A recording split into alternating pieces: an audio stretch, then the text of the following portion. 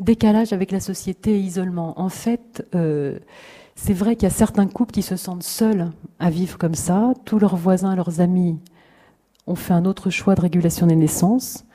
Et il suffit qu'il y ait une petite période où ça soit, il y a une petite déprime. Enfin, c'est pas évident pour eux, surtout que les médecins généralement disent ah vous vivez les méthodes naturelles, eh bien dans 9 mois ma petite dame, moi c'est ce qu'on m'a déjà dit.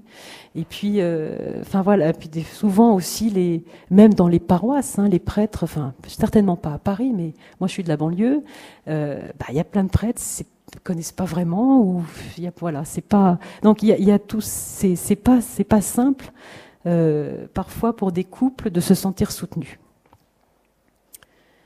Divergence de valeurs et de choix.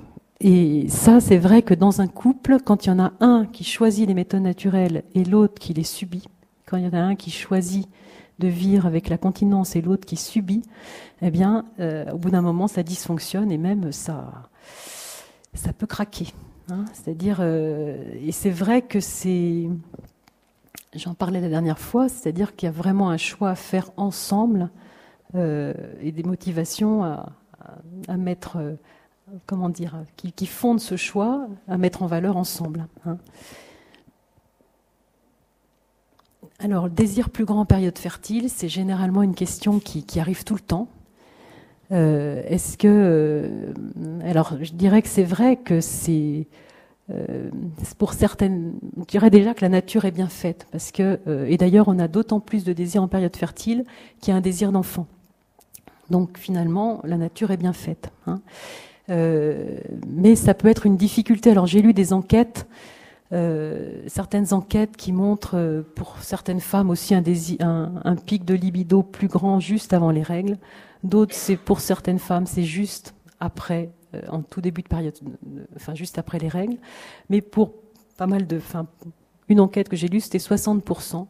Qui se retrouvaient avec une plus grand désir en période fertile. Et ces femmes-là, après, disent d'ailleurs, après l'ovulation, sous l'effet de la progestérone, on n'a plus envie. Donc finalement, ces méthodes naturelles, ça ne va pas du tout, quoi. Alors, moi, par rapport à ça, je dis, à la limite, pauvres femmes sous pilule qui n'ont plus d'ovulation et qui, finalement, n'auraient plus de désir. Hein. Et on a vu que c'était la majorité des Françaises actuellement. Alors, c'est sûr que la pilule agit sur la libido, c'est connu hein, comme effet secondaire, mais il y a quand même du désir. Donc ça veut dire que le désir, c'est quelque chose qui n'est pas uniquement en lien avec les hormones. Hein, et c'est toute une alchimie au cœur du couple. Hein, quand on est dans la bonne période, entre guillemets, le petit SMS envoyé le matin, vous voyez, c'est toutes ces... Et puis c'est aussi, quand on est en période post-ovulatoire, et puis qu'il y a certaines femmes pour qui c'est plus difficile, qui sont un peu endormis par la progestérone, mais c'est aussi le choix de se donner et le désir qui n'est pas forcément présent au départ, grâce à l'attitude aimante et respectueuse du conjoint, peut devenir très fort. Vous voyez, c'est quelque chose qui, je dirais, qui se construit à deux. Enfin, traverser la continence, c'est pas tac, coup de baguette magique, on le vit super bien, mais je dirais c'est comme la sexualité. C'est pas tout de suite génial. Je dirais que c'est bien mieux 5 ans, 10 ans, 15 ans après que pendant le voyage de noces ou 3 mois après, parce que on a appris à se connaître, on a appris il y a plus de dons de soi, plus d'attention à l'autre, plus de tendresse, et c'est pareil pour la continence. Hein, c'est quelque chose qui se bonifie petit à petit, et on apprend en couple à gérer ces différentes choses.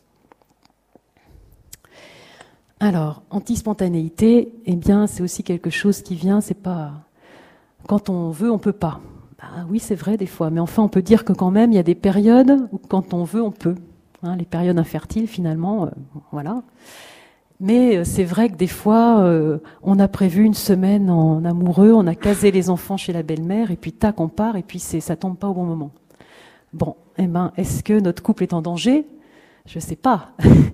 Je pense que petit à petit, on découvre justement que même pendant les périodes de continence, l'amour n'est pas en vacances. On continue de s'aimer et de grandir ensemble et de trouver, ben voilà, on se retrouvera d'une autre manière après, voyez. Enfin, on apprend ensemble, bien sûr avec en tâtonnant et puis des fois en se cassant la figure, mais on apprend petit à petit à bien vivre chaque période, avec les gestes ajustés à chaque période.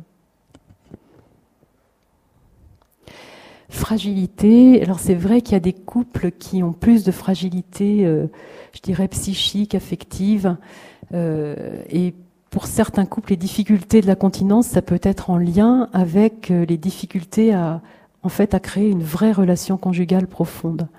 Hein, et je dirais même fragilité spirituelle. C'est vrai que quand les couples ont la chance de vivre leur foi, moi j'ai été très édifiée par des couples qui, pendant ces périodes de continence, et parfois des périodes de continence assez longues, eh bien, offraient ces moments pas si faciles que ça à vivre pour des amis qui n'arrivaient pas à avoir d'enfants, pour leurs ados qui traversaient des difficultés.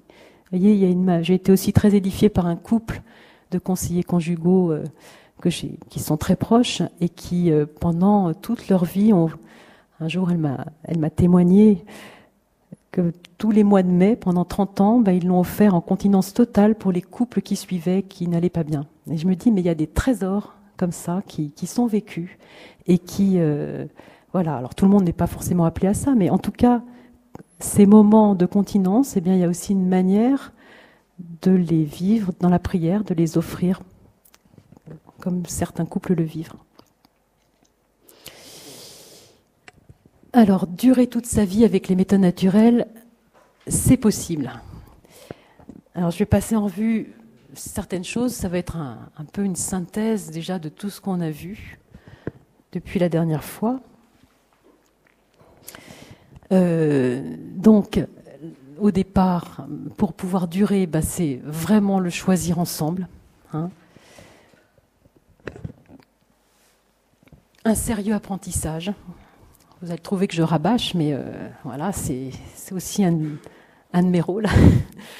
Voilà. Et c'est vrai que je repense à... Il y a eu un article dans Famille chrétienne il n'y a pas très longtemps. Peut-être certains d'entre vous l'ont lu, sur les méthodes naturelles.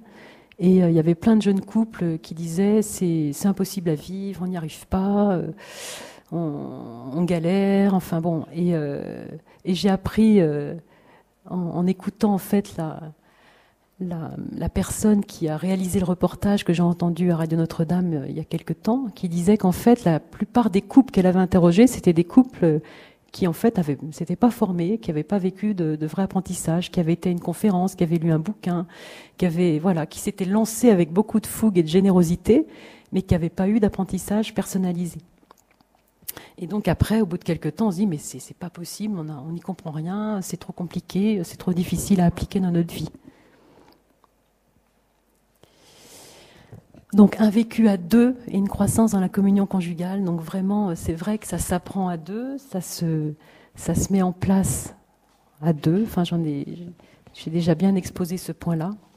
Et puis quand on se rend compte qu'on ne le vit plus vraiment à deux, se reposer la question de repartir vraiment à deux dans cette manière de vivre.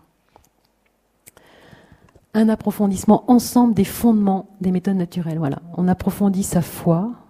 On approfondit la parole de Dieu, eh bien, approfondir qu'est-ce qui sous-tend les méthodes naturelles. Voilà, ces méthodes naturelles, c'est pas d'abord une technique, c'est accepter profondément la manière dont on est créé, dont fonctionne la sexualité, dont le sens du corps, tout ce qu'on a vu la dernière fois, eh bien, prendre le temps aussi de revenir à ce qui fonde ce choix. Vous voyez ?